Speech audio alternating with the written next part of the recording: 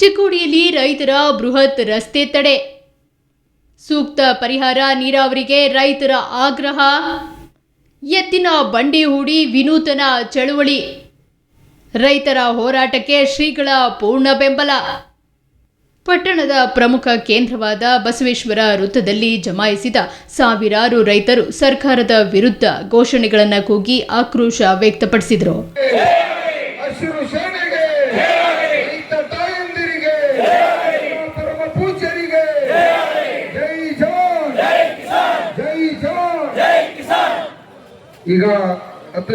ಪ್ರತಿಭಟನೆಯ ಭಾಗವಾಗಿ ಪ್ರಮುಖ ರಸ್ತೆಯಲ್ಲಿ ಎತ್ತಿನ ಬಂಡಿಗಳನ್ನು ಸಾಲಾಗಿ ಕಟ್ಟಿ ನಿಲ್ಲಿಸುವ ಮೂಲಕ ಸಂಚಾರ ತಡೆದು ವಿನೂತನ ರೀತಿಯಲ್ಲಿ ಪ್ರತಿಭಟನೆ ನಡೆಸಿದರು. ಈ ಬೃಹತ್ ಪ್ರತಿಭಟನೆಯಲ್ಲಿ ಕರ್ನಾಟಕ ರಾಜ್ಯ ರೈತ ಸಂಘದ ಪದಾಧಿಕಾರಿಗಳು ಹಾಗೂ ಸ್ಥಳೀಯ ಮಠಾಧೀಶರು ಭಾಗವಹಿಸಿ ರೈತರ ಹೋರಾಟಕ್ಕೆ ಬೆಂಬಲ ಸೂಚಿಸಿದರು.